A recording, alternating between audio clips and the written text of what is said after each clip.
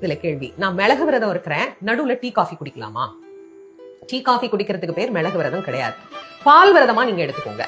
மிளகு விரதம் எடுக்கணும் அப்படின்னா தண்ணி தான் குடிக்கலாமே தவிர பாலோ காஃபியோ டீயோ இந்த மாதிரி எதுவும் குடிக்க கூடாது.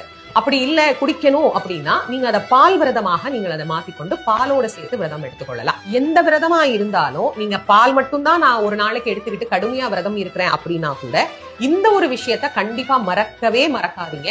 எல்லாரும் எந்த விரதமாயினும் தண்ணி குடிக்கணும். நான் இதை ஒவ்வொரு வருஷமும் திரும்ப திரும்ப திரும்ப திரும்ப நான் சொல்றேன். அடிக்கடி அம்மா இதை சொல்றாங்களே அப்படின்னு நீங்க யோசிக்காதீங்க. தண்ணீருக்கு தோஷம் கிடையாது.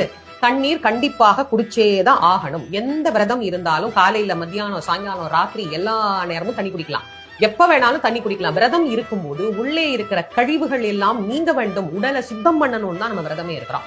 அப்ப சுத்தம் பண்றதுக்கு தண்ணி இல்லாம எப்படி சுத்தம் பண்ண முடியும்? அதனால தண்ணீர் மிக மிக அவசியமானது. கண்டிப்பா தண்ணி குடிங்க. சில பேர் சொல்லுவாங்க, பச்சை தண்ணி கூட பல்லுல படாம விரதம் இருக்கிறேன்ப்பா அப்படின்னு. அது ரொம்ப தப்பு. அப்படியெல்லாம் விரதம் இருக்கணும்னு அவசியமும் கிடையாது. அப்படி விரதம் முறையும் கிடையாது. அதனால தண்ணீர் நல்லா குடிங்க. அப்பதான் உடம்பு உஷ்ணமாகாம இருக்கும். நம்ம மயக்கம் போடாம இருப்போம். நம்மளால நல்லா உட்கார்ந்து சாமி கும்பிட முடியும். நல்ல முருகப்பெருமான பார்த்து வழிபட முடியும். கோயிலுக்கு போக முடியும். இது எல்லாமே நம்மளால செய்ய முடியும்.